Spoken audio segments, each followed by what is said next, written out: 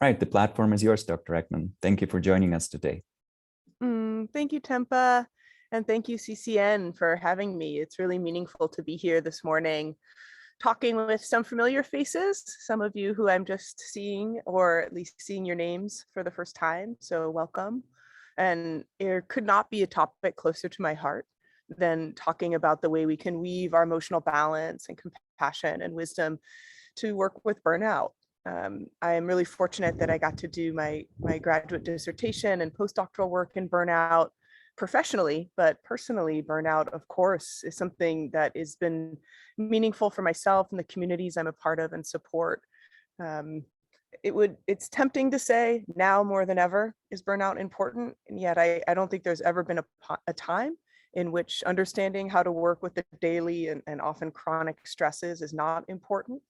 I think in our more connected world with ongoing events of difficulty and great suffering, it's really a question of how do we live with an open heart, not a heart that's going to succumb to despair and overwhelm, but a heart that feels strong and informed and capable of the compassion I know is so important to many of you.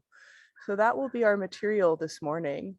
How I would love for us to start is to drop in together and practice. I know folks will be joining and no problem. And we'll start a practice that kind of helps us arrive here and set the stage a little for one of our focus points today. So those of you I've gotten to work with before, you know that I really love focusing on embodied emotional awareness. I think it's a real key for us to be able to manage and regulate our emotion experiences. So we'll start with the practice of meeting our emotions. This is a practice which I have learned and adapted from Tsoknyi Rinpoche. Some of you may be familiar with this wonderful teacher, or maybe one of his illustrious brothers, Choki Nyima Rinpoche or Mingyur Rinpoche. And this is a practice that he designed specifically to help people settle in. So the practice in its original form is called the handshake with emotion, meaning we're not overly embracing our emotion, we're not pushing our emotion away. We are actually just meeting as we would someone who's our equal, and meeting, making space for being curious about our emotion experience. And we do this not at a conceptual level, we do this at an embodied level. So happily, you are all qualified for this practice because you have emotions and a body. So I think we are assured that this practice will have at least some level of resonance for you all. This practice, I really invite you to find any posture right now that feels comfortable. So many of us are spending a lot of time in front of the screen. So it can be an interesting transition to paying attention in that kind of cognitive way to paying attention in this more contemplative way. So consider if there's something in your posture that can cue your body to be inward. So for myself, that will be closing the eyes, and maybe that's comfortable for you. Maybe it could be where you're placing your hands, really having them somewhere on the lap that feels grounding. And checking in with how our head is resting on top of our neck. Sometimes with the screen, we find ourselves just like leaning forward a bit. So giving ourselves that relaxation of letting our head gently rest on top of the neck. And if the eyes were open, they would be gazing just slightly downward in front of us.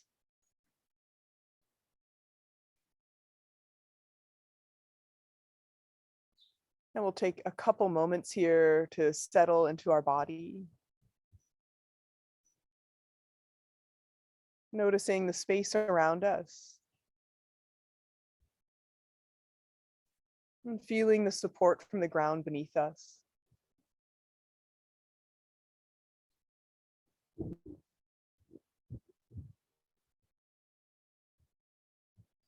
And we can consider the space of the ground at even a deeper level.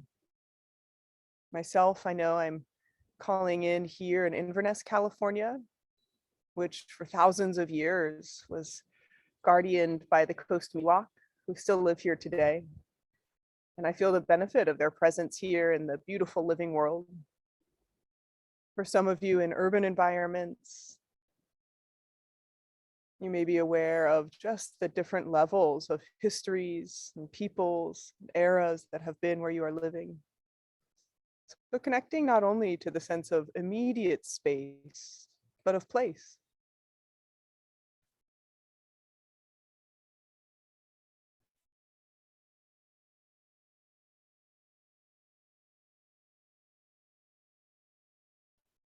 For a couple breaths, really notice the subtlety of breath as it travels in through the nostrils and back out through the nostrils.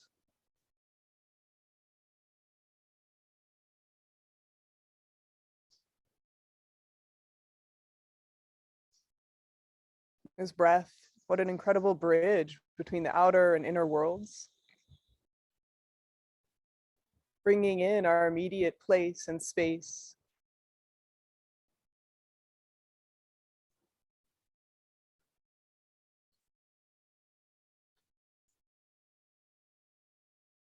And as we attend to the breath, we can find ourselves settling in,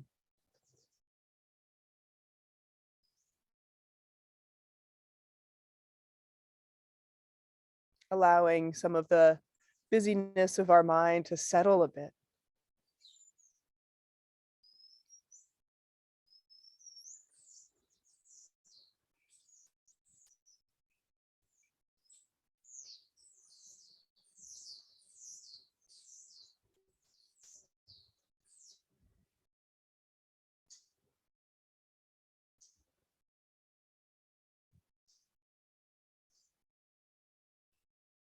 And as we shift to this brief settling in practice of shaking hands with our emotion, we don't need to change anything, but we widen the aperture of our attention and awareness to notice what might be here at the level of sensations in the body associated with emotion.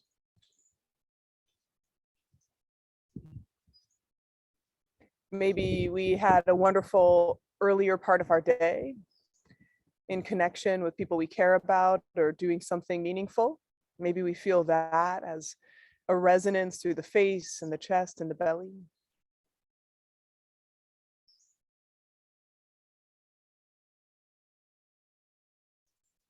Maybe we've just woken up and we had difficult dreams or a hard time sleeping. Noticing the terrain of that in the body.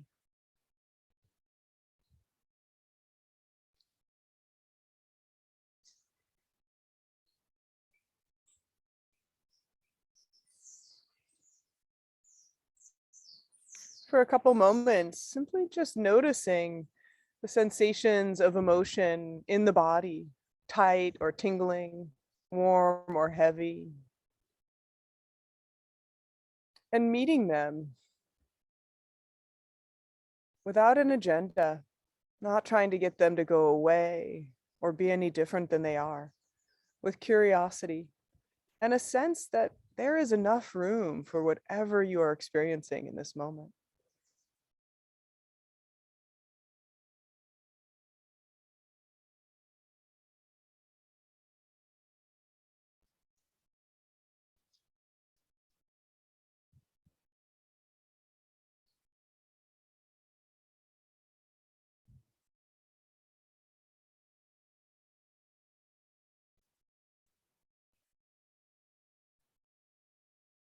A simple instruction here is to continue dropping into the felt experience in the body, meeting what is here without an agenda and without a story even of why or how these feelings have arisen.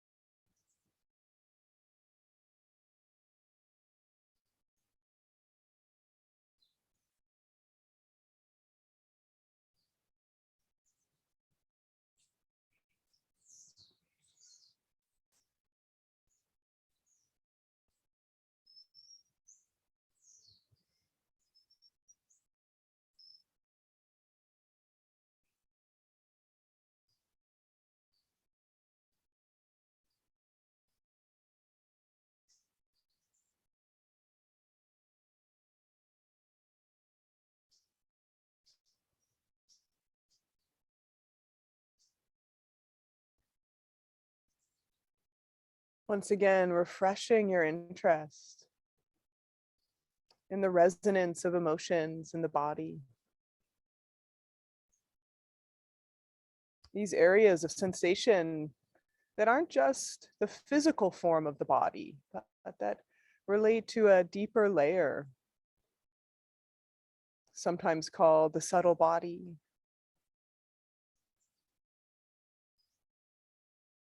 Just that area of sensation we associate with our feelings. Different qualities, different sensations.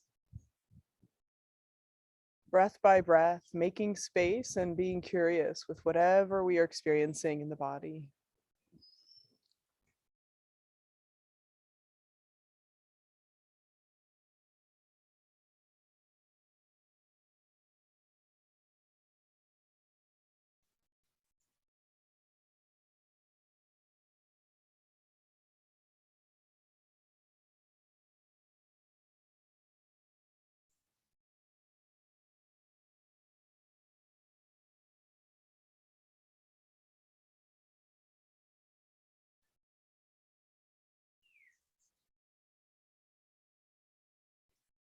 And from this place of being tuned in to the immediate experience of emotions in the body, let's consider an intention.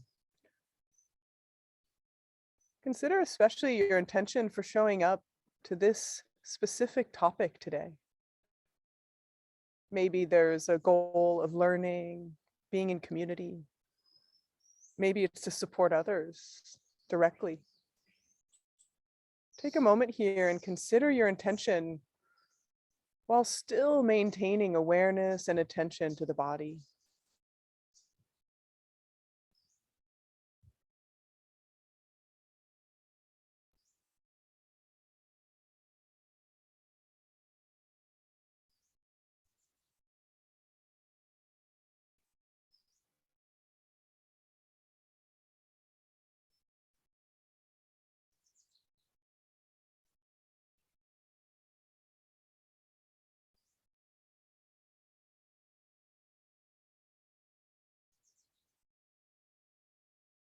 Allowing a single word or phrase to be like a guiding light.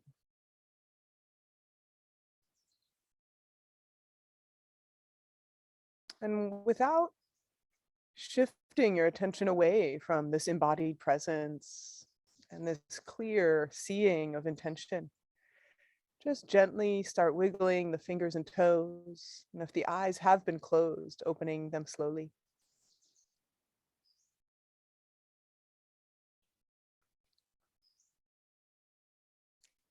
Thank you for arriving and welcome again. The bird friends decided to visit here. I hope that wasn't too distracting for folks. They are quite active this morning. I'd love to hear from anyone in the chat who's interested to share what it was like to notice emotions in the body. And if anyone's interested in sharing their intention. It's so meaningful for us to share intention and see that meaning is actually a key part of our strategy for working with burnout. So feeling a sense of meaning and purpose is actually a buffer for stress. So setting our intention, it's not only something we do because of the traditional knowledge of thousands of years of contemplative practice.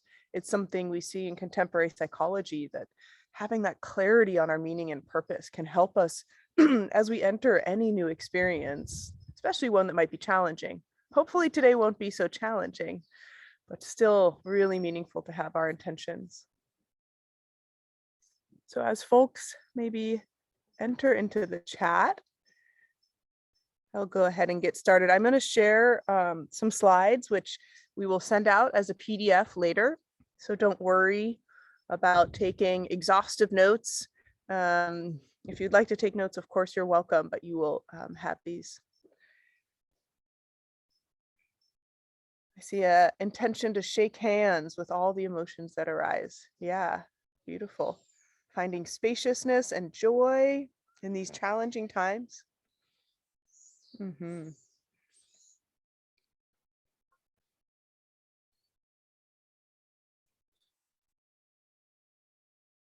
Hmm. Develop acceptance and better understanding of my own emotions and others. I love the word acceptance. A freedom to be with what's here, I think, is really crucial. So I'm going to go ahead and start sharing a screen. And still, yay, I can still see the chat. So that is wonderful.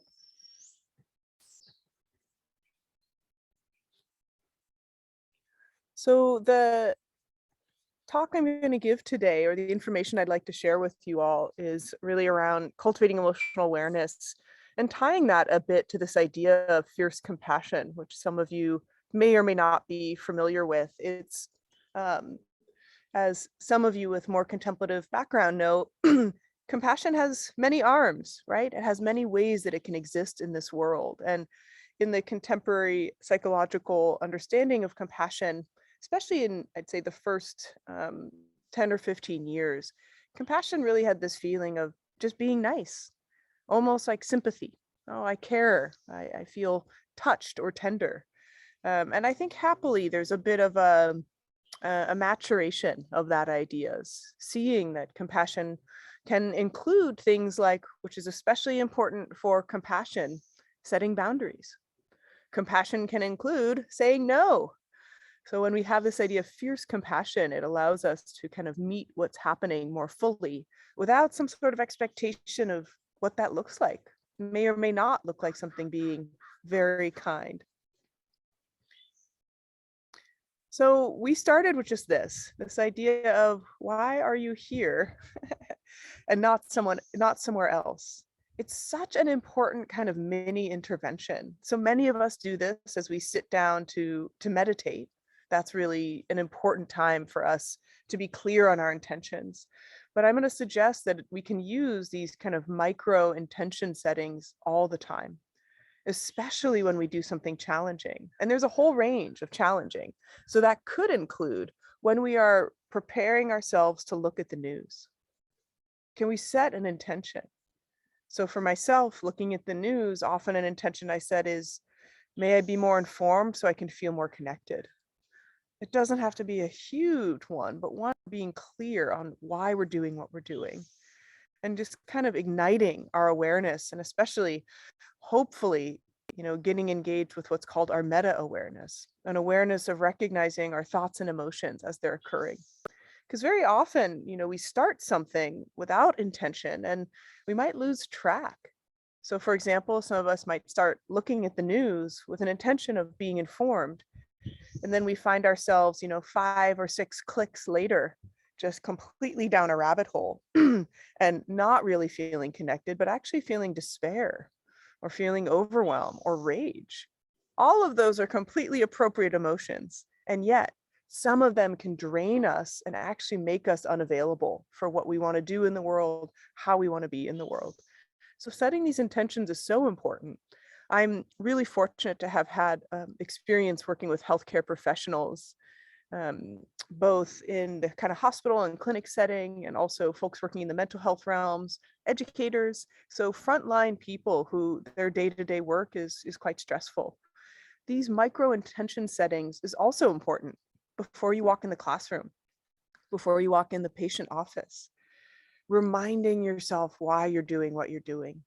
One thing has been interesting in working with healthcare providers, especially, is, can you even have your intention in mind as you're doing the dreaded paperwork, right? Spending all this time writing notes, which feels so disconnected from the care of patients, and yet in and of itself is in service of the care for patients. So when we hold in mind this intention, it can really help us be with what's hard. One part of burnout we'll talk about that is a big challenge for people is having a sense that what you do doesn't matter. This is a lack of meaning. Oh, it doesn't even matter the work I do. There's too much. I can't really help. And with that point of view, it makes the work much harder. So can we have a sense of meaning in any part of the work we do, whether or not it's paperwork or actually being able to be with someone right when they need it, learning or healing? So that's little, if you haven't had a chance yet to set an intention, I'm going to look at some of these intentions here. Being with what is comfortable, slow down so I can pay attention, understanding all my parts, connect with them. Okay, great. So I'll give you a little bit of background on myself and how I've gotten to do this work. I feel really fortunate to be able to do this work on, especially on burnout and emotion awareness. I'm currently a senior fellow at the Greater Good Science Center at UC Berkeley, and been able to work with developing trainings for healthcare professionals there, both in person and online. I got my start actually as a medical social worker in a level 1 trauma center in San Francisco. And in that context, I got really interested not only in, the stress and the burnout of my colleagues, but in the compassion of my colleagues. Just incredible to work in a setting every day where there is death and suffering and loss. And so many of the people I worked with showed up with joy and passion and integrity, really to care. I then went back to school to really look at what are these kind of practices or tools that people can engage with to help them preserve their empathy. One thing you might notice in this picture here on the screen, which is a picture from the newspaper when I was working at the hospital, and you'll see in a patient room, an emergency room, there's just like 6, 7 other people. All of this work is group work. And a lot of what I studied in terms of burnout and um, especially the kind of pro-social interventions to help people is that these interventions, yes, we can train them on our own, but doing them with other people, hugely additive. Even if we can share a simple gratitude practice with one other colleague once a day, it's enormously beneficial.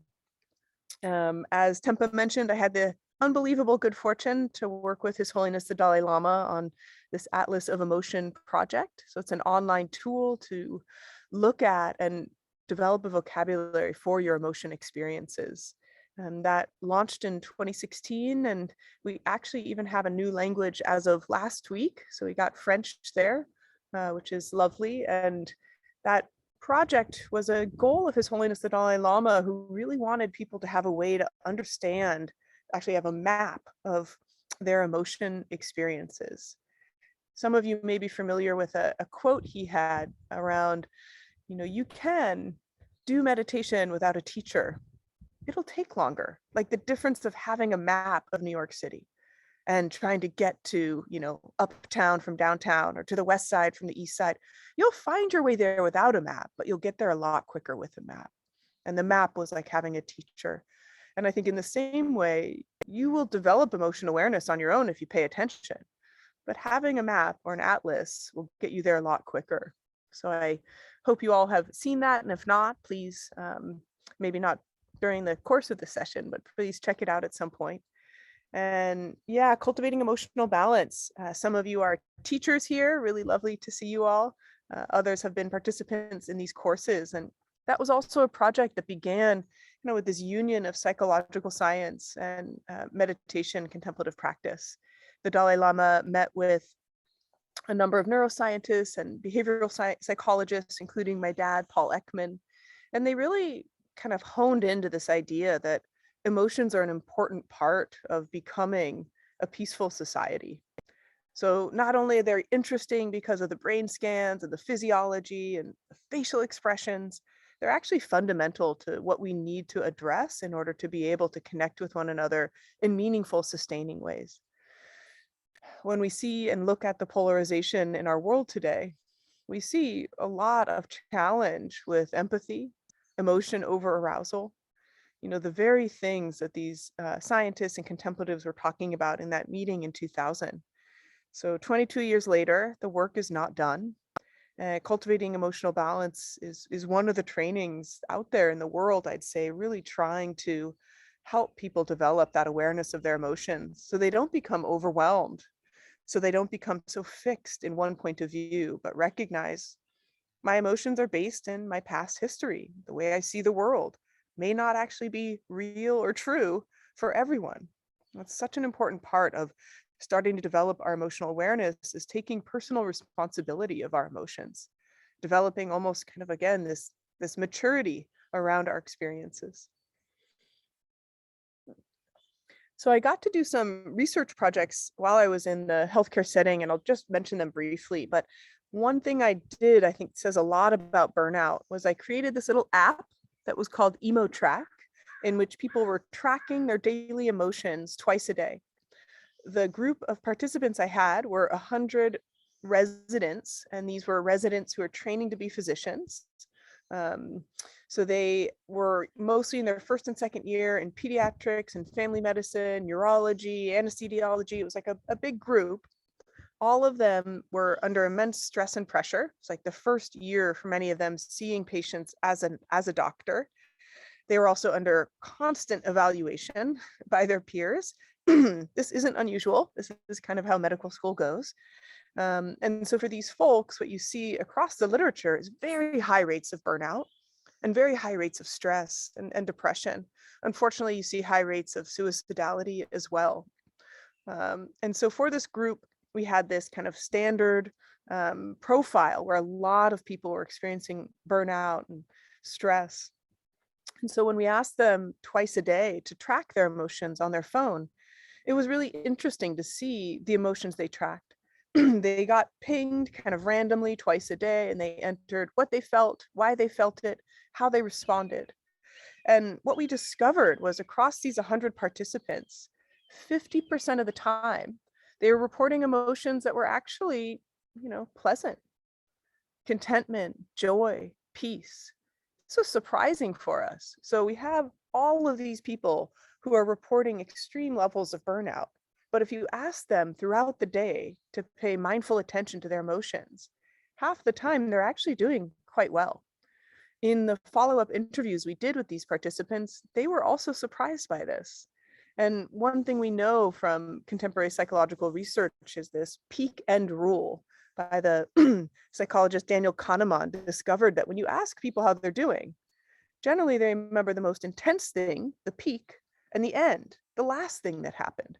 So when we ask things to people about burnout, we're asking them, in the last 2 weeks, how often have you felt used up at your job, uncaring at your job? So they are imagining and recalling kind of the most intense things about the last 2 weeks. What we're actually getting from them is their perspective on how they're doing, which is a little different than their daily moment to moment experience. This is an encouraging message. It means that if we start cultivating that daily awareness of our emotions, we may find that things are actually more nuanced than just, how was your day? Ugh, it was terrible. But if you ask yourself throughout the day, how was your day? There's so much more rich information. So this was a really encouraging intervention for our residents. They also were surprised and encouraged to feel that throughout the day, they had a whole variety of experiences that were not always fear, anger, sorrow. So 50% was enjoyment. Then the kind of runner up right after that was fear and then anger. And that was, I think, at 17 and 14%. So almost all of the fear incidents that people reported were based on, a sense of concern at work. Oh my God, am I doing this right? Am I being evaluated? Did I mess something up? Whereas when we looked at the anger, what was triggering people to anger, which was quite interesting, was actually them taking it out on themselves or people at home, whoever they lived with, or their family members, or their colleagues. When I asked them later why so much of the anger that was reported was triggered by these non-work circumstances, the answer was, we're not allowed to be angry at work. And I think that's so telling. The emotions that we suppress, often in the context of our work environment, they don't go away. They just kind of, find their way to other places. Sometimes, in our home environment, which is often the last place most of us want this. When we think of our day-to-day experience in the work setting, we have a whole variety of different emotion experiences. And we'll talk a little bit about the ways that we work with or manage our emotions, some of which are more helpful than others. But if we're suppressing that emotion, it will come out in another way. The last thing I'll mention on this study that we did was when we asked people, again, about their daily emotion, and 50% of the time they reported feeling good. These first-year residents in the hospital setting, the majority of the reasons they felt happy or content, were actually kind of what are called self-related, taking care of their well-being. This was very simple. We had them write in their answers so we know the kinds of things they did. Simple like, I made myself a nice lunch. I took a nice long shower. I listened to a song I like. So these small things that people were doing throughout the day that highlighted their sense of joy and their sense of contentment. Another, I would say, quite encouraging message. So I'm going to pause for a moment here. And if folks have questions on that, I'll look at the chat. So that just if folks want to write questions, I know I've already covered a couple concepts, but I'm about to launch in a little deeper on our emotions here. So when we think about our emotions, it's quite dynamic what we're talking about. This isn't just our facial expression. This isn't just our thoughts. Our emotions influence our brain and our thinking. So we know that there are a variety of neural networks, of course, including the amygdala, which we often hear about associated with emotions, but other parts of the brain that are impacted by the emotions we feel. We know, for example, that our ability to kind of think clearly, our so-called kind of reasoning prefrontal cortex, is less available to us when we are in the grip of an emotion experience. And that the way we are seeing the world, the way that we are taking in the information, is influenced by our emotion. We also know that emotions are a shared experience. So if I am feeling emotional, it's really likely that the person I live with will be impacted by emotion that I'm feeling. In the context of work, where a lot of people are experiencing, a context of group-based organizations, the emotions of our colleagues really influence us. So sometimes this is called emotion contagion. I find that word a bit negative. I like emotion resonance a bit better. And we do know from research studies, especially looking at the caregivers of children who are on the autism spectrum disorder, that when the mother has a little more emotional independence, meaning if her child is having a bad day, she can still be in her own emotional experience. She has overall greater well-being, actually at the cellular level. So that this emotion resonance, meaning feeling the emotions of others, some part of that's really helpful. It's natural. We're biologically inclined, or you could say hardwired, to feel with others. But that this shared resonance is also something we can work on, kind of making space for an awareness of our emotions also allows us to make space for awareness of the emotions that are not ours. So we may not feel so contagious to the emotions of others. Our emotions are embodied. I'm so delighted that some folks were writing in the chat that they noticed the imprint of emotions in the body. So in the traditional contemplative description, that would be called our subtle body. Somewhere in between, our understanding at a cognitive level of what's happening and just kind of the physical sensations of maybe putting my palms together. These are different sensations than the sensations of emotion. Happily, a lot of the research, especially into embodied emotions, called interoception, so looking at our ability to sense and feel emotions in the body, it's very clear that our embodied emotional experience is something that we can scientifically measure and that we can, as a first person, investigate, develop, and increase in understanding. So how do I understand when I feel anxiety? How do I understand when I feel sadness? How do I understand when I feel anger? That's not just again, a cognitive experience, something we can feel in the body. And not only is it interesting or useful to start identifying the sensations in the body, it's an intervention. When we're noticing and paying attention to the sensations in the body, we're less likely to ruminate and re-trigger our emotion experience. So it's kind of a way of taking a time out of this ongoing, repeating drama that usually our emotions create for us, especially our high intensity stress emotions. So this slide here is taken from a study that was done probably 10 years ago now, in which they asked a group of people to simply draw. The color would be like the kind of sensation and quality of heat or coolness, as well as pressure and intensity. So they had a whole group of people draw. Where do you feel usually anxiety, anger, feelings of pride? And there was a really high overlap, meaning many people identified the same areas of where they felt emotion in the body. And this is something we can do on our own. You can do it with the people you live with. Be very instructive to know about the subtle differences and similarities of how we feel emotions in the body. And then emotions are so essential for how we express ourselves and communicate. So if I change my tone right now, or I change my tone right now, even the vocal tone changes how we respond to the information, whether it's that angry, aggressive tone that makes most of us want to go away, or that kind of sad tone that might make us want to lean in and comfort. And this is also true, of course, in the 42 different muscle groups on our face. We share so much information just by our facial expression. And most of us actually, we are absolutely born with the ability to read facial expressions, but I think we stop paying attention. We start listening to the words and we no longer are picking up as much on those facial cues. And there's a lot that can be gained from increasing our awareness of what's being shown on the face.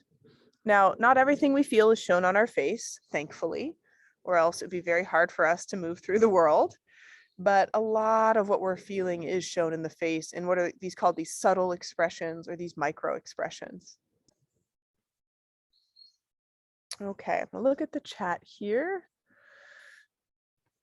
What do you think actually undermines our intentions? So that's an interesting question, David. Thank you. So I don't think anything undermines our intentions. I think we just forget. So it's very hard for us to keep in mind our intentions. It's really just a matter of remembering them. I myself, I'm going to be totally honest here. After some really difficult news that was going on in North America this last week, I found myself totally spaced out on the internet, looking at, some of you may know, these famous internet celebrities, the Kardashians' wedding celebration. Now, I don't think I was aware of my intention when I started looking at, the news, and then found myself 5 clicks later on this, wedding of these famous celebrities. And it's not that it's not that I was undermining my intention of just giving myself a break from the hard news, but I kind of just forgot my intention. I was just trying to give myself some space, but 45 minutes later, I was like, oh, wow, gosh, where was I? I had forgotten, I had just lost track. And I think part of it is, we are, which is very adaptive, inclined towards what's right in front of us. It's hard to hold an intention in mind, right? If we had to remember to breathe, most of us wouldn't have made it this far. Like, our automatic processes that happen are really useful because we operate largely outside of our conscious awareness, right? A lot of what's happening is, it's not autopilot, it's not quite the right word, but we are being pulled, our attention is being pulled by what's in front of us moment to moment. So thanks for that question, David. And Victoria's asking, was the emotion of enjoyment broken down or refined? Yes, there was contentment, happiness, joy, exactly right. And so all of those different types, and there was a lot more of what are called these, less energetic, joyful emotions. So it wasn't bliss, it wasn't, kind of rejoicing, a lot more contentment, peace. That was where we heard a lot more people reporting on their day-to-day emotions. So with suppression, someone's asking about suppression as it's relate to alexithymia. Suppression is very effortful. So I'll just give a simple example. When we are suppressing our emotions, we are just intentionally avoiding at a certain level what we're feeling. Alexithymia is really, it's not something we choose. It is a, you could say, a disorder or a kind of a aspect of mental health in which it's very difficult for us to connect with emotions.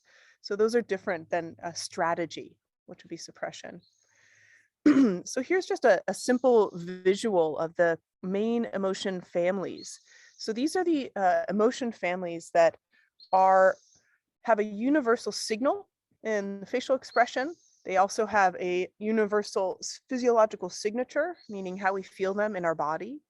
There's a very likely way we respond to these emotions, and there are very kind of common or shared themes that trigger these emotions. Since this is online in depth, I'm not going to go into it here, other than to say these are not all of our emotions, but these are the ones we universally share, that common signal, that common experience internally. Now it's interesting, the one that people really most ask for, right, as an addition would be guilt or shame. That's what's called a self-conscious emotion.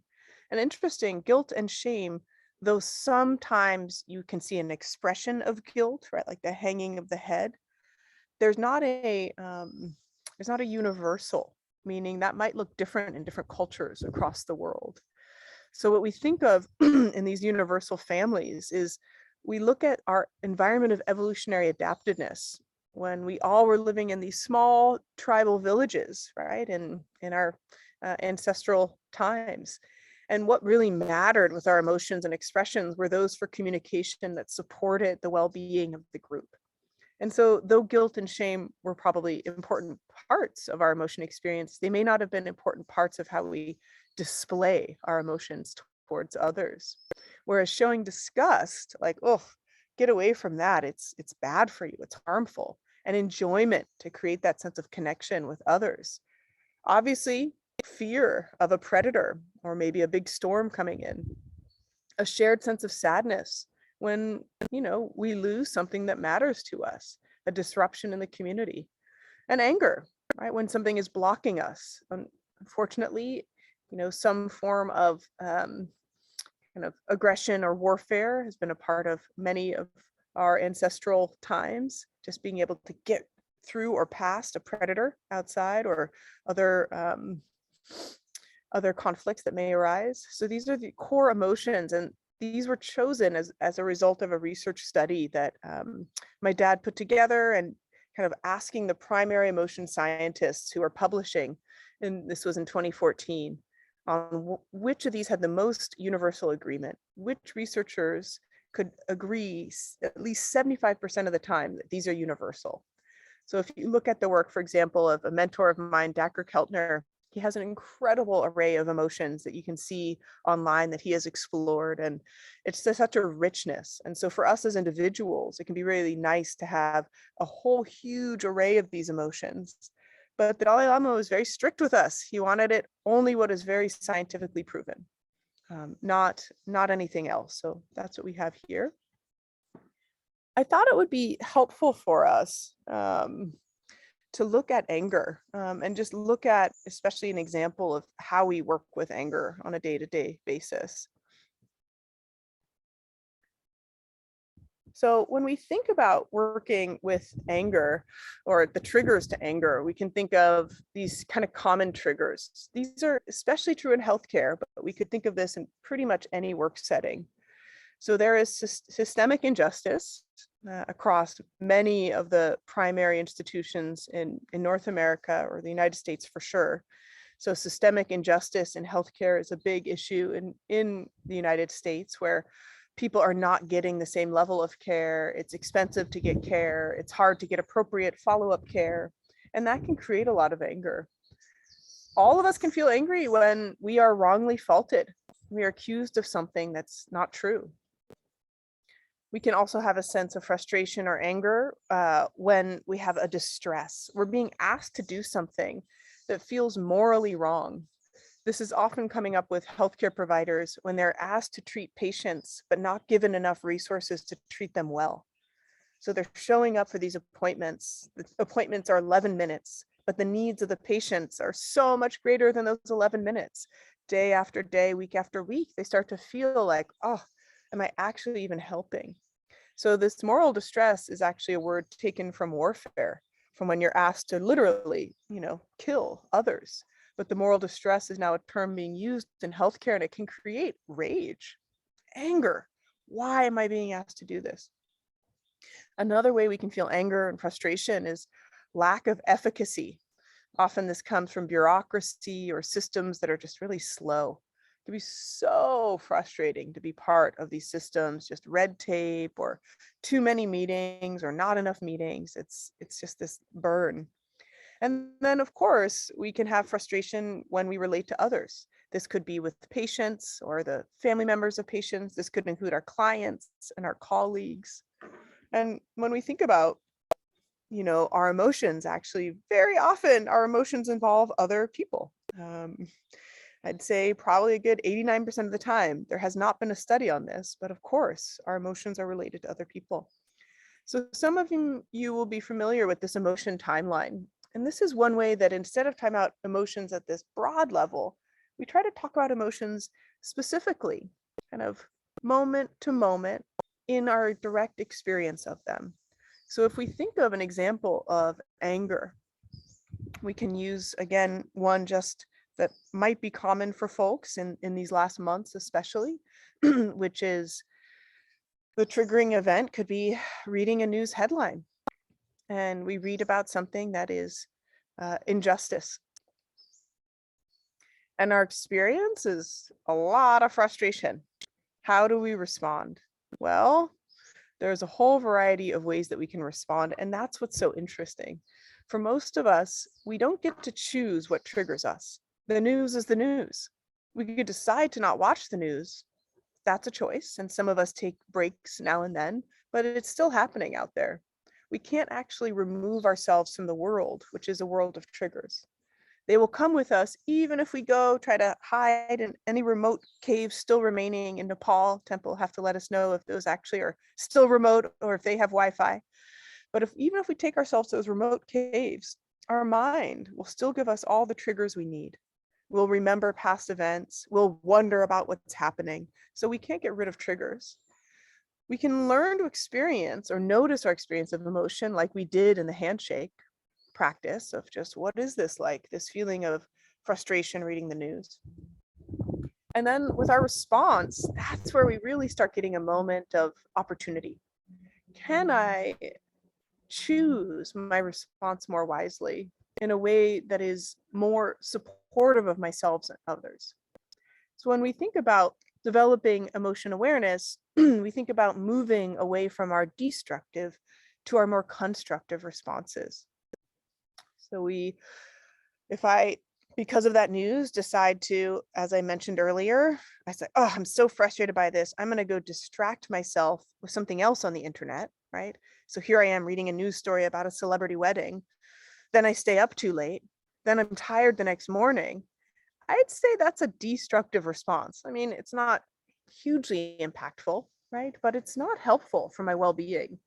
My constructive response, possibly, could be in that moment to attend to the sensations in my body of, wow, I'm feeling really angry about what's going on in the world. I'm feeling overwhelmed. I'm feeling despair and rage, and giving either myself that opportunity for the handshake practice.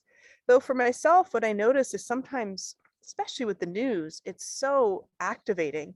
I might need to do something more like movement. Maybe I'll just take a walk around my apartment or around the block. Or maybe I'll do something like writing, where I'm really making sure I'm not falling into rumination. Especially with anger, instead of having just one episode of anger, we can really find ourselves re-triggering and re-triggering. So instead of just having a trigger experience response, we have a whole cascade of this emotion. My response is to feel more frustrated and trigger myself again. And so when we think about moving towards our constructive responses, we're finding a way to kind of work with our emotions in the moment. So we did these. These are just a list of some of the sensations that we have when we do our handshake practice with emotion, and kind of where we want to pay attention to the sensations of the tight and the heavy and the hot and the tingling. So I want to move us now to talking at a little more granular level, but the kinds of emotions that we have at work, and especially those that can lead to burnout.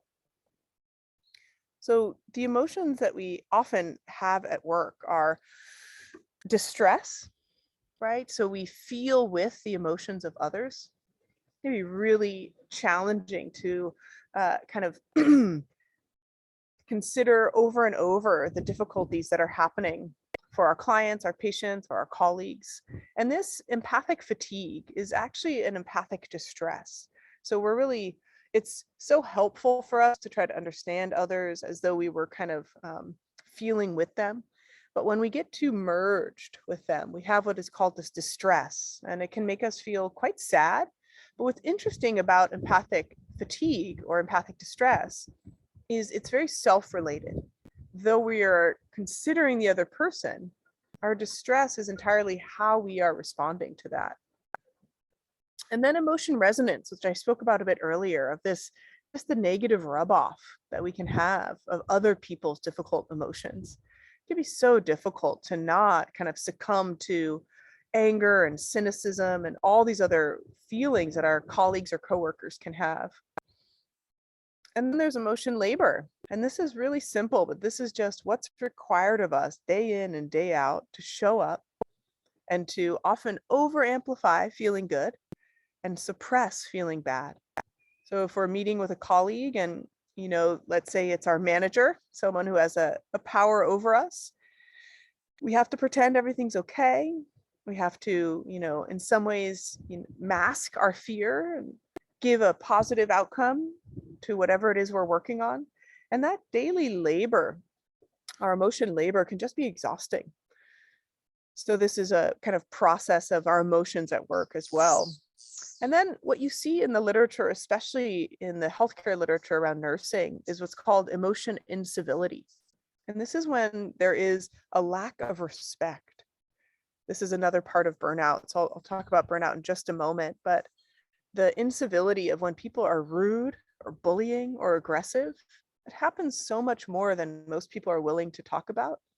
I think it's a underexplored, underexamined part of the workplace where there's just these sometimes micro and sometimes macro aggressions towards people, possibly as a result of their ethnicity, race, socioeconomic status, or position on the hierarchy. And it is really an ongoing source of stress and burnout.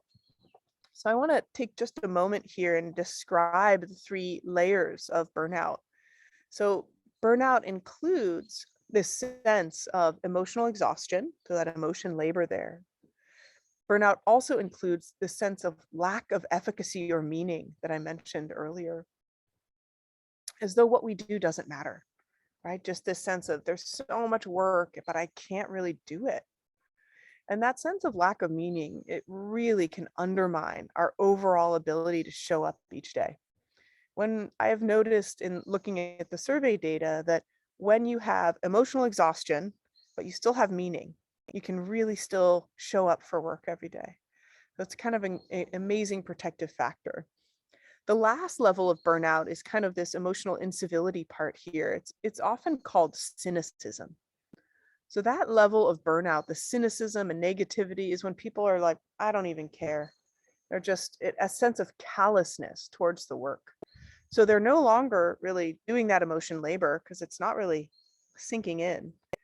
The aspect around, meaning and purpose is a little different. This is truly a defense mechanism to no longer have that emotion labor every day, that stress every day. So I think it's really important for us to think about the various levels of burnout as we look at the different challenges emotions pose at work. So this is the hard news, but I'm going to move towards the emotion strategies. I just want to take a moment here because now I'm really going to shift towards what do we do to work with these emotions, and see if folks have questions. I see that Yolanda, hi Yolanda, has a question on contempt. So contempt is still considered a basic emotion in some research fields, including my own and my dad's. But when we looked at the interviews of all of these emotion researchers in 2014, I think it was maybe, I'd have to look at the paper, I can send the paper along, but it might have been only 55 or 65% of researchers agree that contempt is a universal. We only included in the atlas what 75% of researchers agreed upon. So the survey was for 500 of the contemporary emotion researchers. I think we had a response rate of 70. So probably, more than 200 people responding.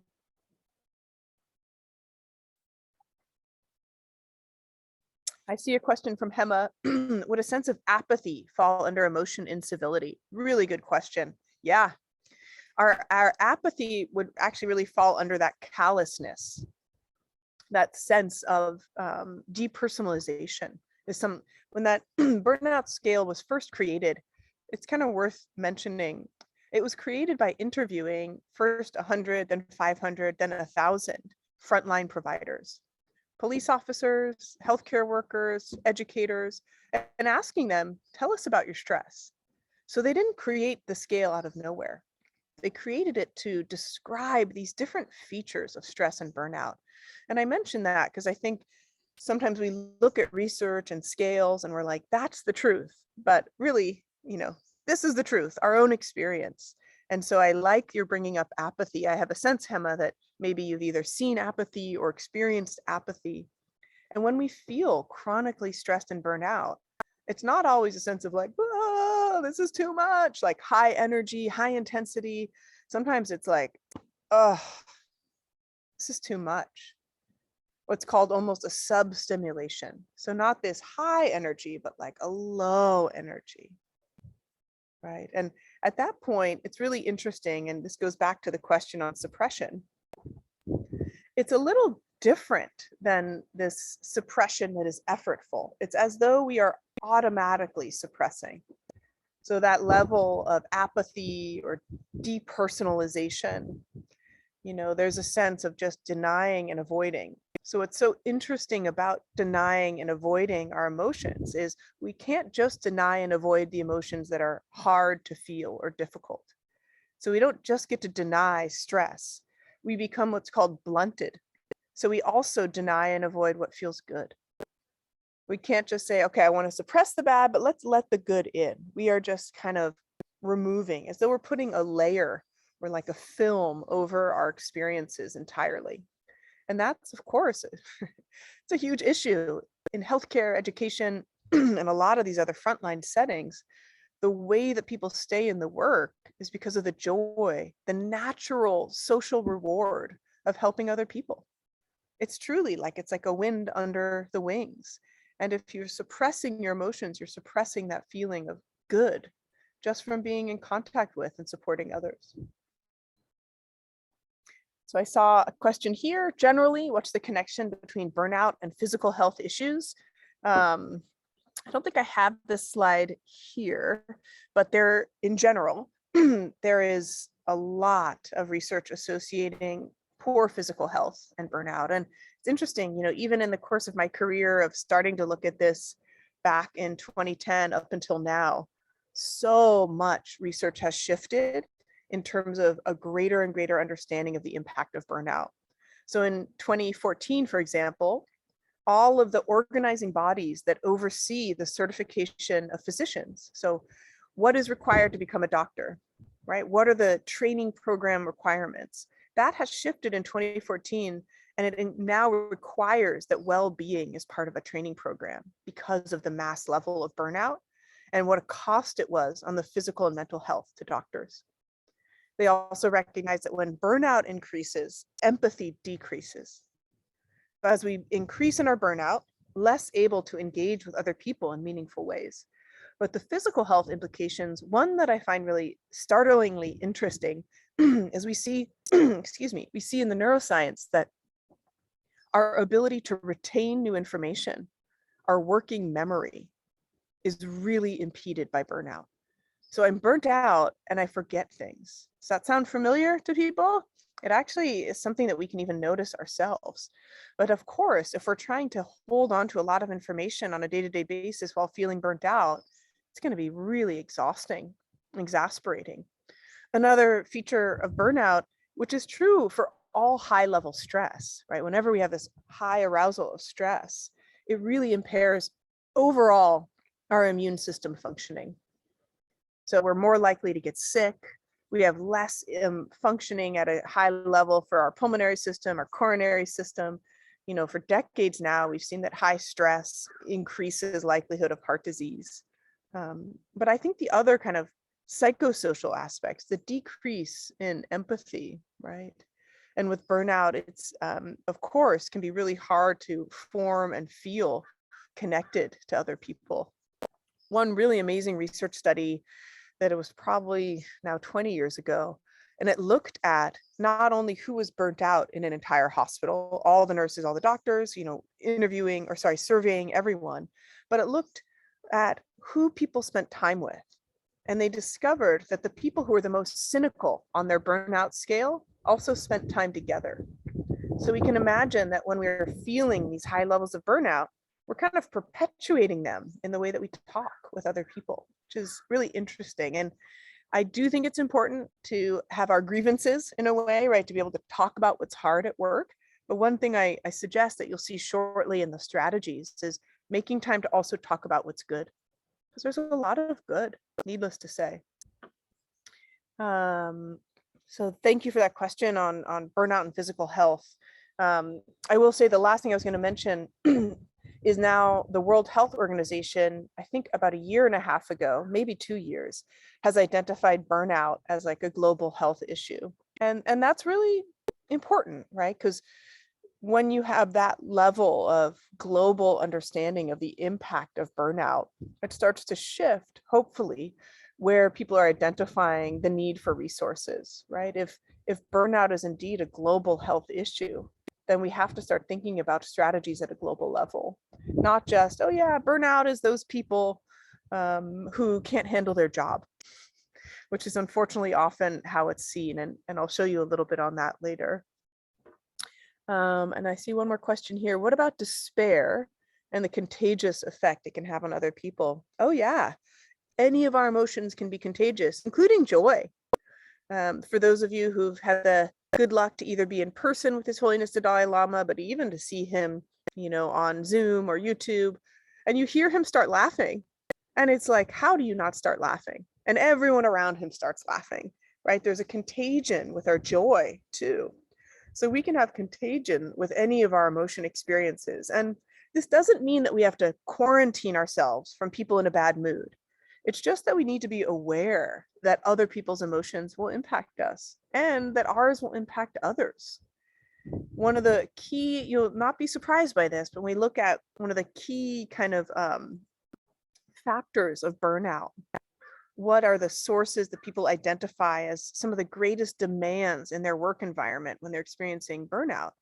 And the greatest demands that feel overwhelming is when they have difficult relationships with colleagues. So probably those, relationships where they're feeling a lot of contagion of negativity or aggression or even despair, right?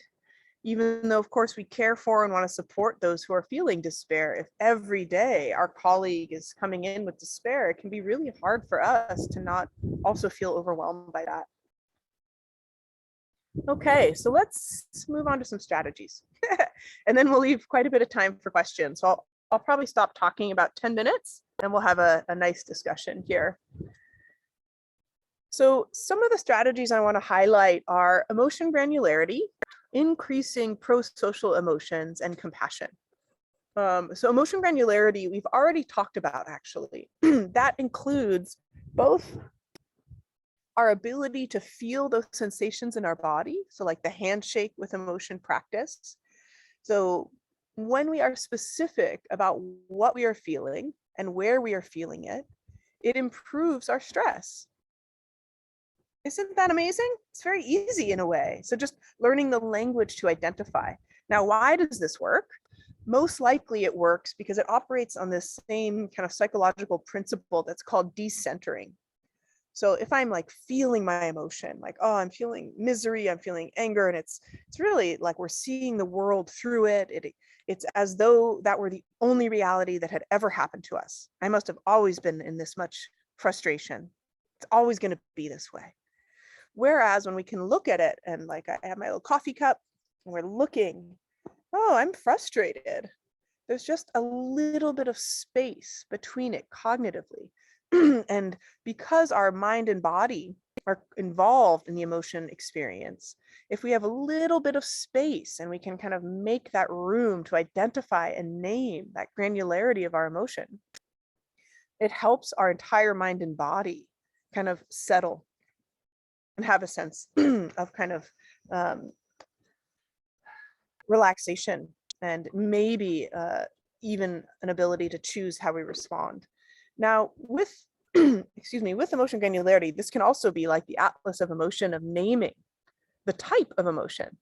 So instead of I feel overwhelmed or I feel bad, we can mention I feel frustrated, I feel anxious, I feel worried.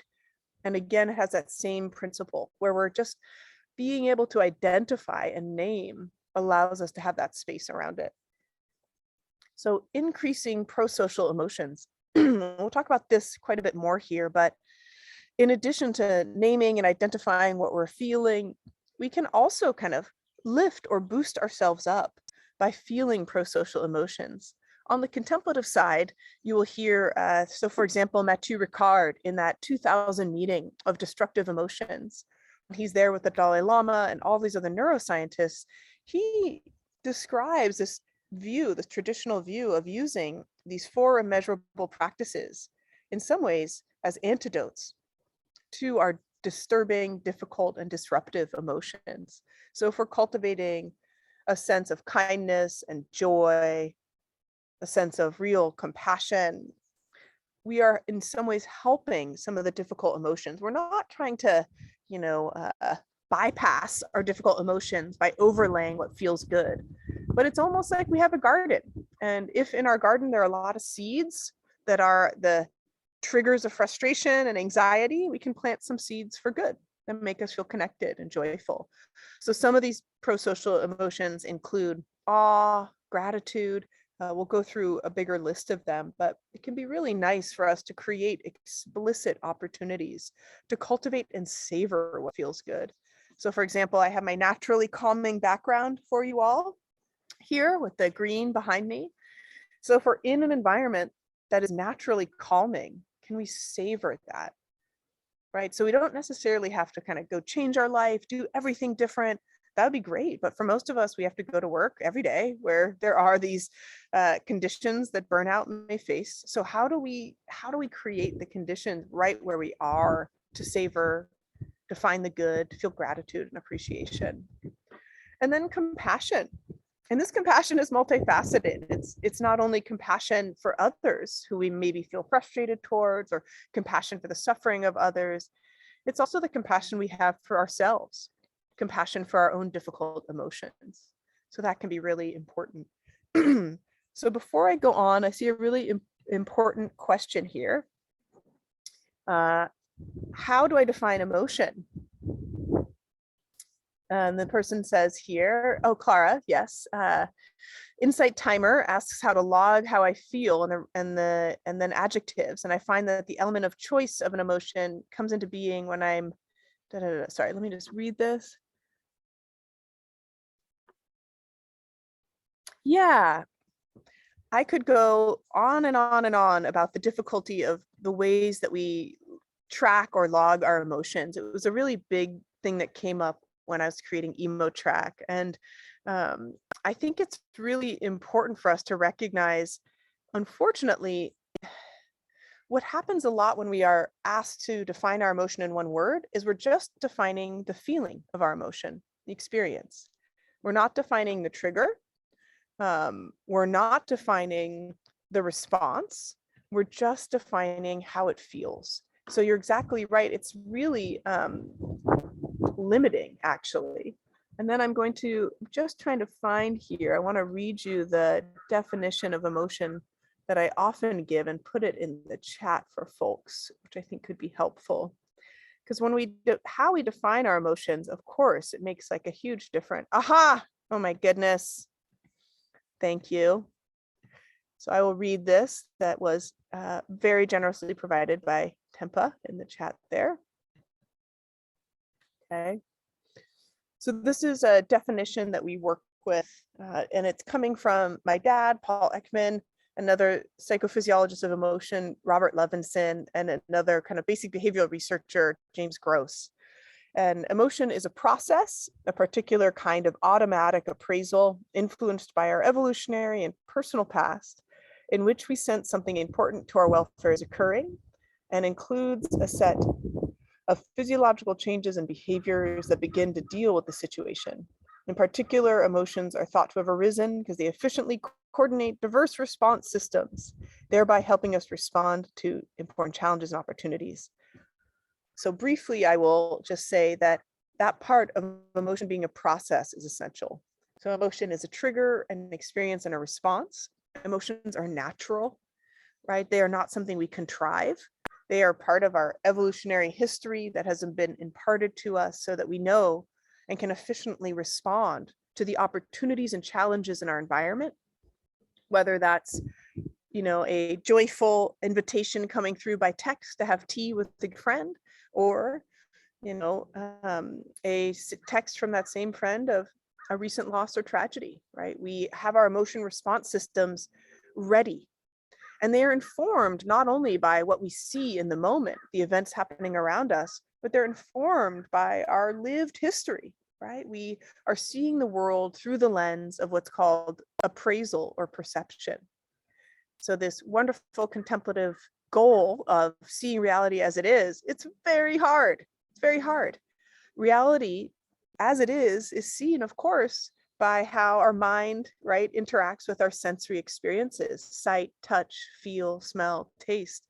It isn't just the beauty of this blue mug here. I actually happen to know that this is my dad's mug, right? So then there's a history, there's an imparted level of appraisal that automatically happens when I see this mug, but that's different from the rest of you on this call, right? This isn't your dad's mug, it's my dad's mug. So emotions are informed by my unique personal history in the moment, outside of our conscious awareness. This is what makes them both so useful and so difficult. So thank you for asking for that definition. It's good to take a moment there. So I'm going to move on a little and just talk about compassion and self-compassion. One way that we've seen compassion defined in the contemporary psychological literature is that it's the feeling that arises in witnessing another's suffering and motivates a desire to help. What I love about this definition is it does recognize that compassion isn't always action. People can feel overwhelmed when they think that to be compassionate means I have to do something. I have to, go out and protest in the streets or write letters or offer money or open my house to all of the suffering. Of course, that is wonderful if we can do that. And it's important for us to take action. We can't just allow compassion to be an idea. But many of the times when we witness suffering and difficulty, what we can do is enact compassion as a way of engaging how we see the world and how we respond, but not necessarily that we're always acting. It's a motivation, it's a stance, in addition to being an action. And then this definition of self-compassion from Kristen Neff, who's written quite a lot on this, researched quite a lot on this. And she says it's applying a heartfelt concern towards ourself and recognizing our common humanity.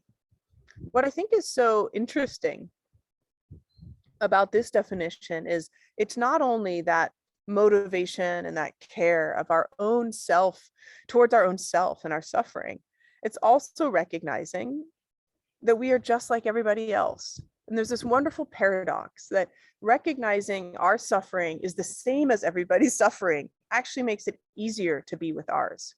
You would think that recognizing that we are suffering and everyone is suffering would be overwhelming. But in fact, it does trigger that feeling of common humanity. Often when we feel pain and suffering, especially our emotional pain and suffering in response to the world or events happening in our life, we feel alone. So kind of instigating that sense of connection is so core. So when we think of creating a culture of compassion, especially kind of in our workplace settings where burnout occurs, there has to be at a fundamental level compassion for ourselves, for the difficulty of our stress, our burnout, our emotions that are hard. We also have to have compassion for our colleagues, those we're working with. We also have to have compassion actually for the very systems we work in, which that can be a very hard one. But so much, again, as I mentioned, of our stress, especially our frustration, can be towards the systems themselves And that creates a cycle of ongoing blame. When we feel so much, kind of negativity and blame towards the systems we're working in, it can be very hard to have a peace of mind. So it's not like, oh, it's okay that I work in this broken system or this organization that prioritizes money over people, more that we have compassion for the fact that the system would like to function well. And instead, it functions in this way that is less than helpful. So just having compassion at that level. We know and we've seen through the research that compassion at work is actually very beneficial. It improves our physical health and our stress resilience. It actually lowers our blood pressure and depression. It helps contribute to collaboration in our work environment, can help us be happier, more optimistic, and improves our self-esteem and optimism. There's even research to say that compassion makes us more likable by others, which I guess is important there. It's important to recognize that compassion isn't just being detached or passive towards suffering and difficulty. It doesn't mean we ignore injustice that we see around us or that we deny our core values of care. And compassion isn't pity. I think these are ways, especially I have this illustration here, because I think often in the context of a work environment, people will say, oh, compassion is like being a marshmallow. You're just so sweet and fluffy. And then, of course, you get burned right up if you are that sweet and fluffy at work. So compassion is more than just that sense of being caring. It can, as I mentioned earlier, can show up in a lot of different ways. So when we think about having compassion in action, this is something we could all do on our own of just what are the ways, or can we feel compassion for anger that we've had in the last week? Maybe really recognizing what did we feel anger towards, really considering what the emotion was.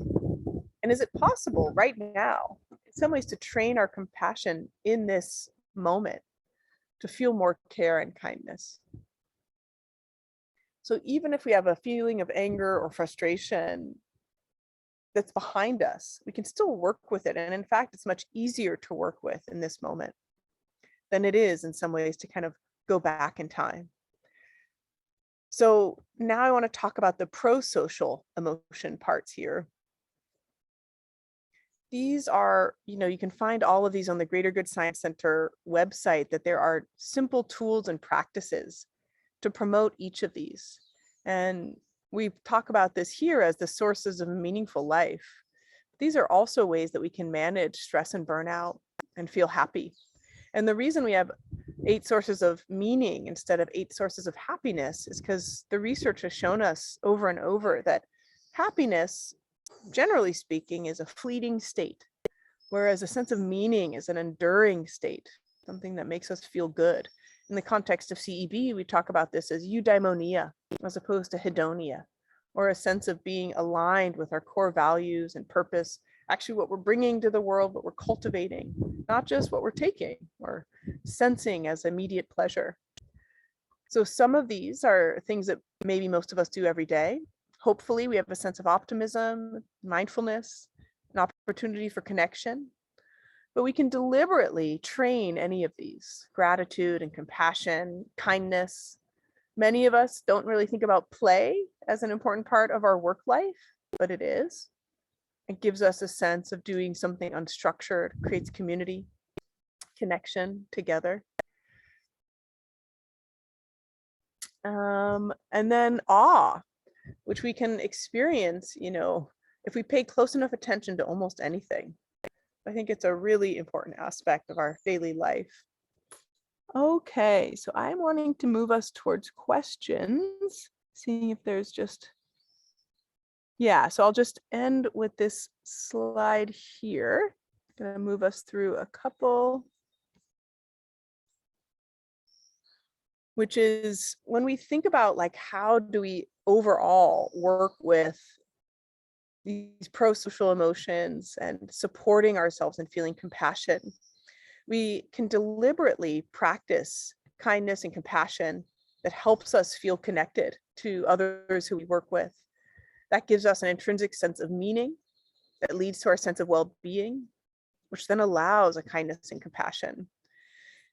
What's difficult is that often our stress, anxiety, and burnout can get in the way of these natural behaviors of well-being. So it does take some intentional effort of setting aside specific time and even, making small groups of people you work with to be able to do this on a day-to-day basis. So I'll share here, just this, I think my very last slide, which you can find a lot of these tools online on the Greater Good Science Center. So Google it. You can find these little practices that you could do with others on a day-to-day basis. These are all free. You can do a daily gratitude journal. You could read about the scientific benefits. You could do them with small groups. So I'm going to stop there for now. Okay, a lot of talking. I would love to hear your questions.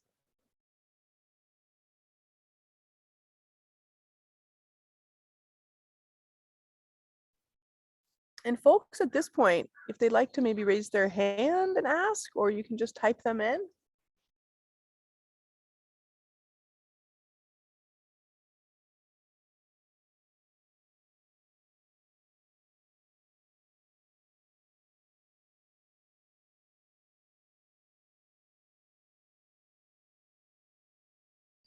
Alfonso, I see your hand. Now I can talk. Yes, no, in the terms, I have now an experience with a friend, who has been burned out for a few weeks, and the main entrance to help her, I mean, the person is absolutely hiding in his own problem, so the question is, what is the first step to make her open to a solution? I mean, in my mind, it comes the first step would be the motivation to find something meaningful for her life, but I don't know if it's the first step or you have another more skill. How do you know they're burnt out? I mean, because he's out of the office, he's out of the work, okay. He's absolutely, he goes to medical, he's with the medication, taking pills, all this kind of. She's a social worker, so he has been working with people with a very low level, with a lot of problems, aggressive problems with families, these kind of questions. I think there are many, as they say, many doors to the same room, so many different ways to start. When people are experiencing a level of burnout that they've taken medical leave, often, truly what they need is more of a autonomic nervous system level reboot. And so often that is actually, like I was mentioning, that if we have suppressed our emotions or super overwhelmed, that we can just kind of be disconnected from feeling good.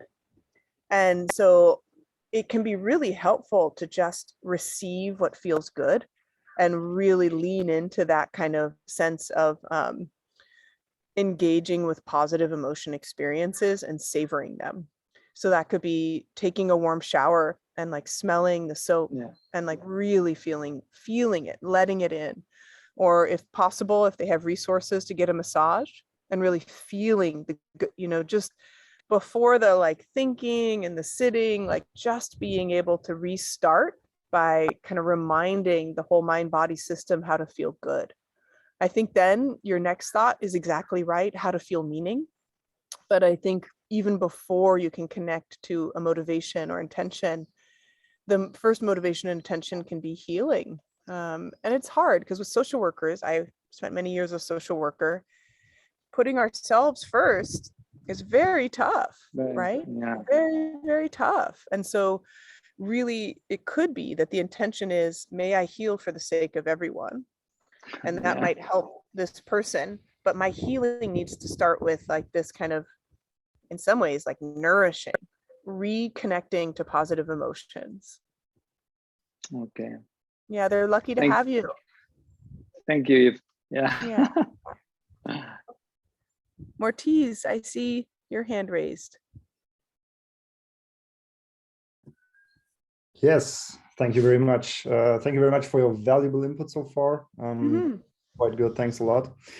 My question revolves around preventing burnout and spotting signs in today's knowledge workers environment, so to say. I'm asking because I've lost 2 people due to burnout in my team, me being their supervisor, and I had no clue that they were that close to this kind of circumstances, I can say. One of them told me up front when I hired him that he dealt with depression since many years up front, and I said, okay, you say you have it under control, okay, fine.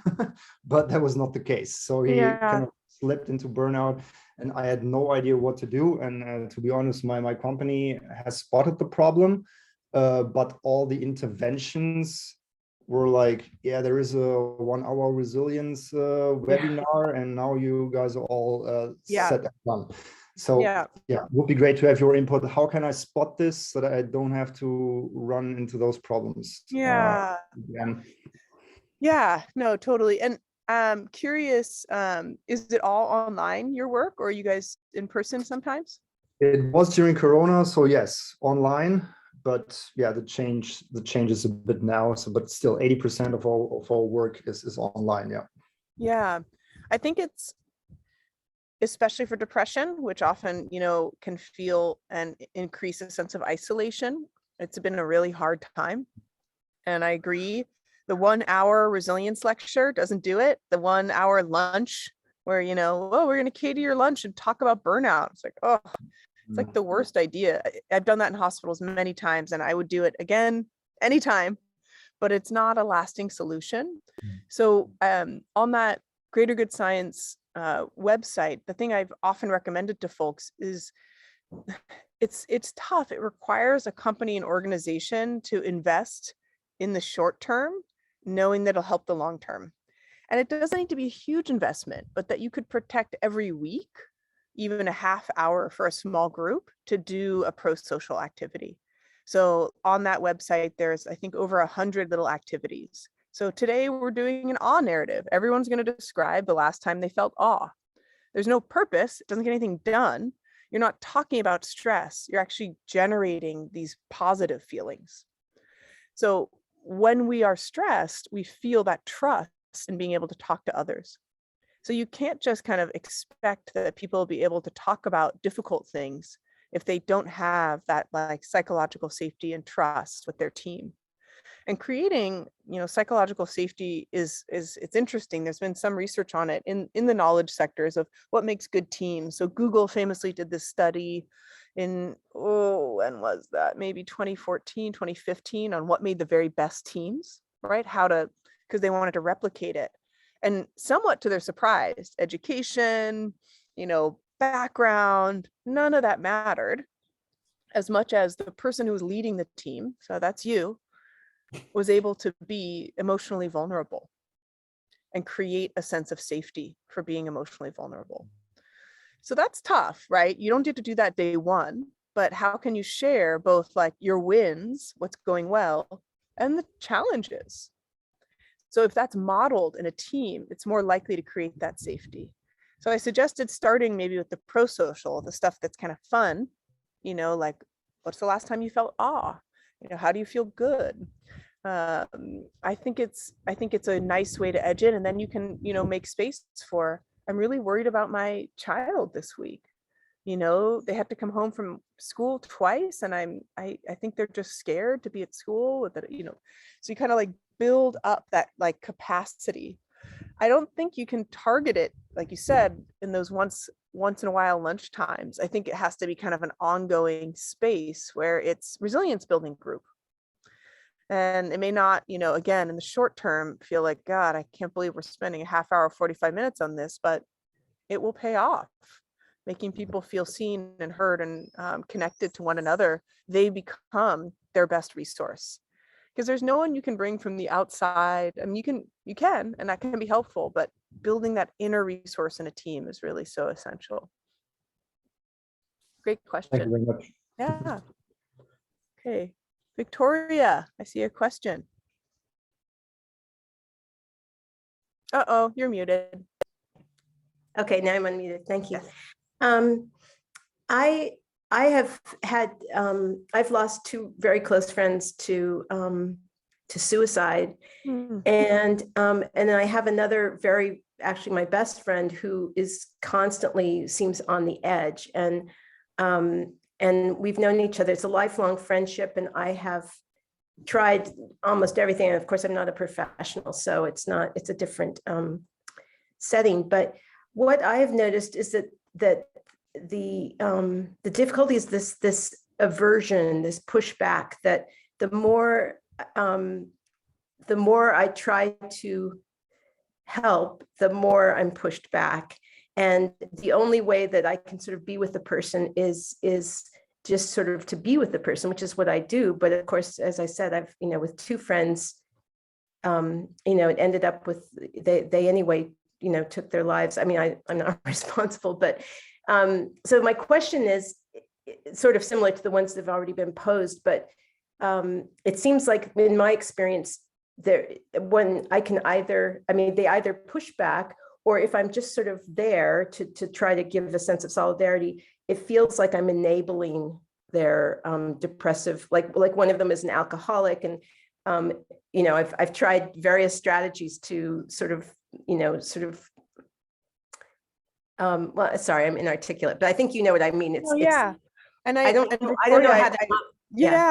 I love you sharing this tenderness with us. I wish I could really give you a satisfying answer. I won't be able to. I can just really suggest that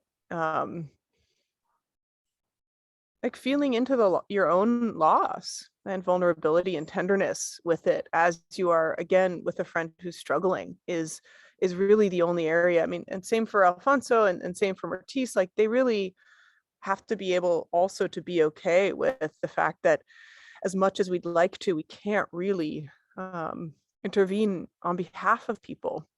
We can support them and mirror them, just as you're describing doing beautifully. And then, this idea of like enabling folks, again,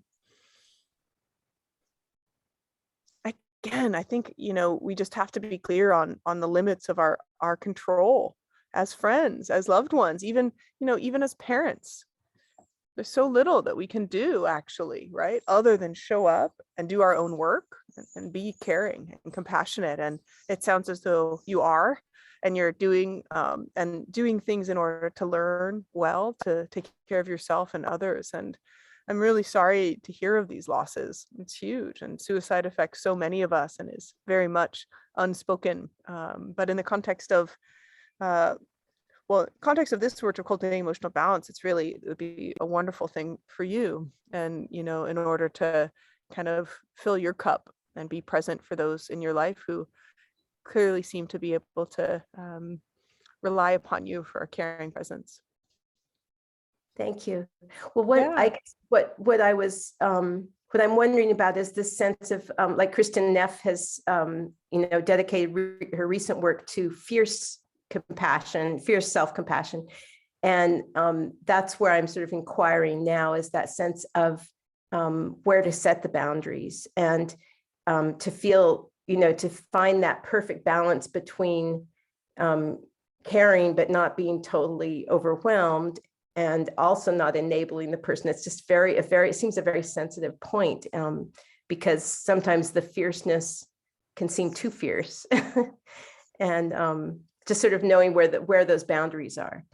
Yeah, and it's such a personal experience, right? And I think, I was talking about empathic distress. So being able to recognize when we are feeling overwhelmed by either sorrow or fear or anger, that's not something anybody can tell you. It's not even anything in a,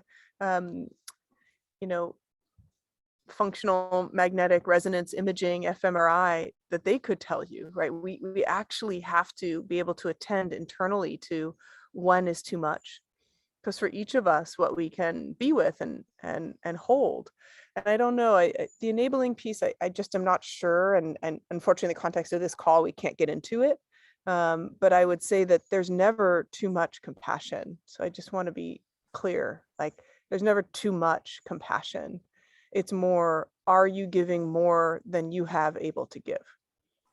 Does that I make love sense? that. So, Yes, yeah. that's beautiful. Thank you. That's actually, you've articulated it beautifully. Thank Oh, you good. so much. Good. Yeah. Thank you for your question. And I see some questions in the chat here. Okay, a very good question about in the emotion family side. It seemed to me that 4 of the emotions are negative and enjoyment is the only positive. Thank you for that question. It comes up a lot. In the context of especially contemplative science, we don't think of any emotions as negative or positive. Some of them are unpleasant to feel. Doesn't feel good to be jealous, doesn't feel good to have guilt or shame, but none of our emotions are per se negative, because all of our emotions can teach us something, can help us make wise choices in the world. So when we say constructive, we're saying this emotion can be, any emotion can be enacted in a positive or constructive way. I can feel jealousy, recognize that maybe I'm like not feeling enough myself, and decide to then do a practice of gratitude, right? So that would be a constructive response to gratitude, to jealousy.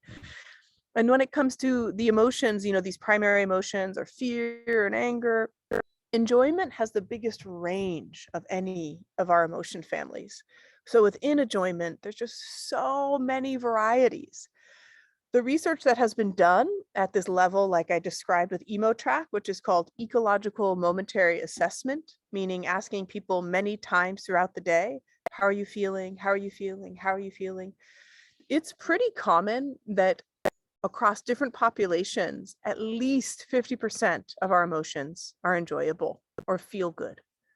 So that's a good sign. Even though there's only one term for them in science as enjoyable emotions, it doesn't mean they are felt less often than these other primary families of emotion. It's actually, there's a lot more enjoyment available if we attend to or pay attention to, especially the more subtle forms of contentment. So thank you for that question. Okay. Oh, and Carlos had a question on trauma. It's interesting, the relationship between trauma and burnout.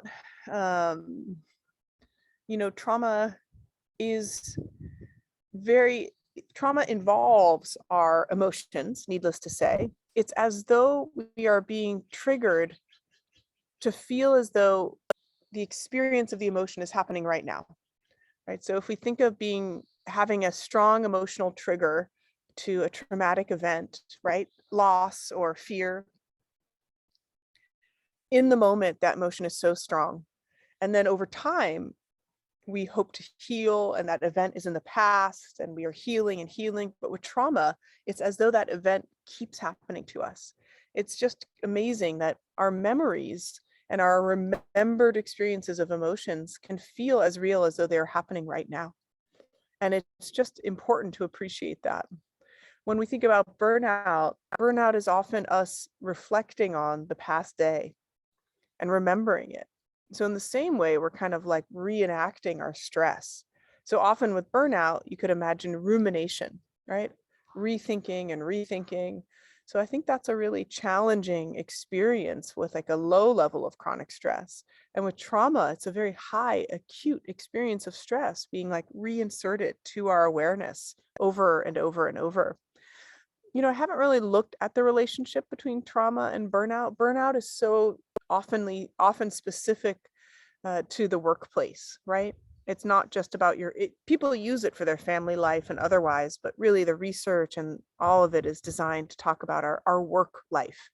Of course, our work life and our home life these days are not that different because we work at home, many of us, and our work life and our home life are connected because we bring home our work, and the emotions from it.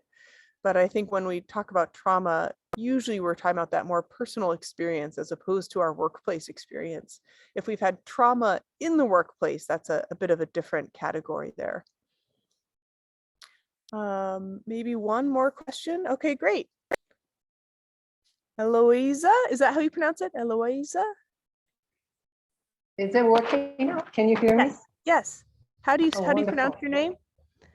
Eloisa. Eloisa do Brasil, I imagine. Yeah. That's right. Your student. It's so wonderful to be with you, my dear teacher. I found it very interesting what you just said regarding trauma and burnout. I'm a CEB teacher and I had burnout.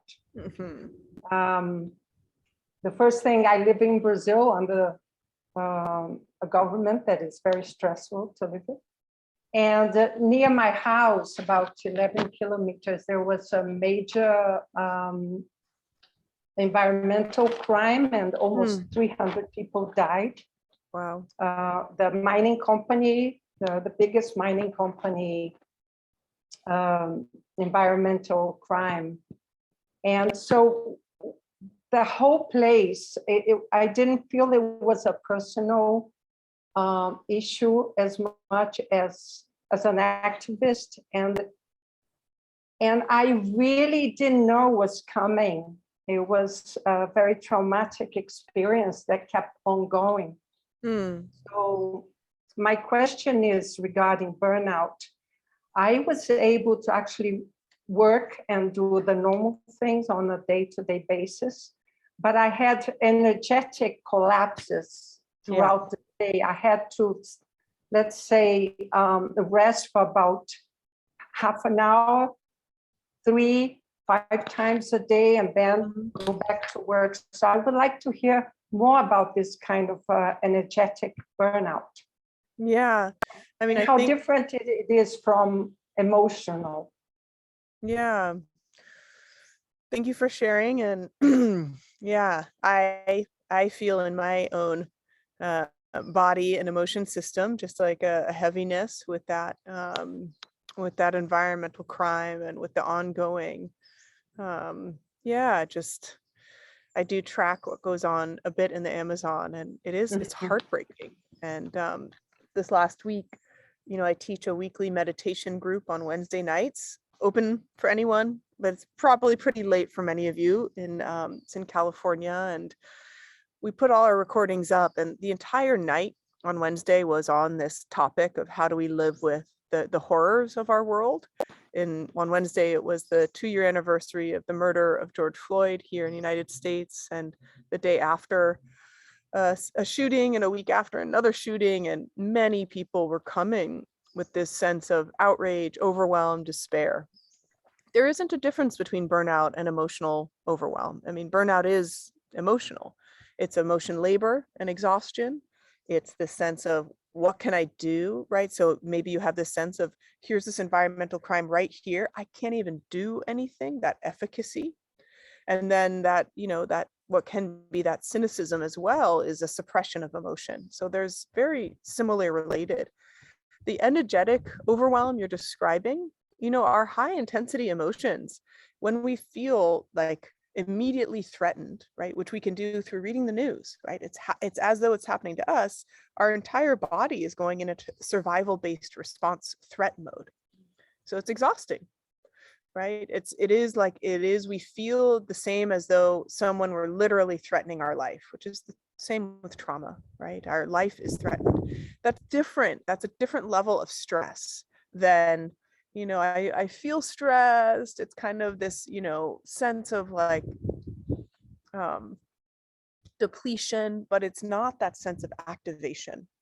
And so what you're describing is like a highly activated state throughout the day. And it sounds like you were taking care of yourself, like giving yourself the space. You can't fix it. It is the mind and body responding to the information appropriately. It's just that in our contemporary context, our mind and bodies are responding to the real life world threats all the time. And what's interesting is, in the context of science, we have limited ways to respond to how to be with that just cognitive knowing. When we think of the contemplative side, I actually lean more on our Lojong teachings.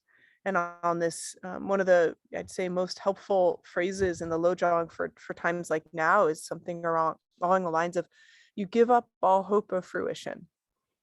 You don't give up hope. You still have compassion and you still care, but you unhook from this idea of how it will happen, right? I'm going to care, and I'm going to be doing my compassionate practices and sending them directly to these 300 people, or to the victims of these shootings, or to the family members of those lost. But we don't have a sense of things needing to or having to change in a specific or certain way. And in some ways, that's because we incorporate this understanding of emptiness, an understanding that everything is changing all of the time. It's very unsatisfying, and I don't mean it as a spiritual bypass. I mean it as a way to keep our hearts open. In order to keep our hearts open, they can't be like, we can't have a sense that there's just this heart.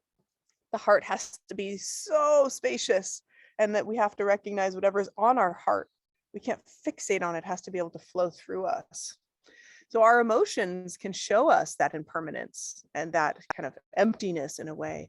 They come and they go, and they come and they go, and they come and they go, right?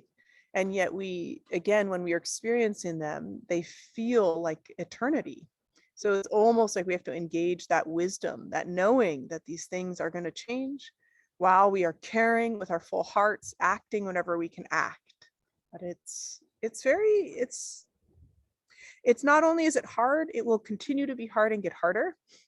And so the other thing I often really reflect on is actually teachings of Shantideva, which is all of these difficult emotions are training for us, because we will continue to be asked to be emotionally available as many difficulties arise in our world and with the people we care about. So we have both this like wisdom of knowing this will pass, and kind of this requirement. If we are going to show up as compassionate beings, we have to show up with our strength and with our knowing that this is what we signed up for. And we will continue to work at it, and call upon our strength, even as we feel tired, even as we succumb to despair occasionally. So yeah, no, thank you for sharing. It feels like a nice place to close up. Yeah, thank you everybody for joining today, and those who join after. It's super meaningful to be with you all and talk about these important issues. So yeah. Our deepest gratitude to Eve, and of course to all of you for joining or watching this recording. And we're very much looking forward to future meetings with Eve, not just in her capacity as a researcher of emotions, but also hoping to dive deeply into her Buddhist experience, of which she is an accomplished practitioner and teacher. So we're very much hoping to run classes associated with that topic as well. And we have a very exciting lineup of contemplatives, artists, teachers, and researchers for this year, and also for 2023. So please keep in touch. We're very much looking forward to joining all of you. And of course, looking forward to more offerings on cultivating emotional balance and all the associated methods. So our deepest gratitude to Eve, to all of you, wishing you all a beautiful day, or morning or evening or afternoon, and very much looking forward to seeing all of you again. And the recording of this session will be available shortly, along with Eve's slides and some associated materials. So once again, thank you very much, and see you all soon. Bye-bye.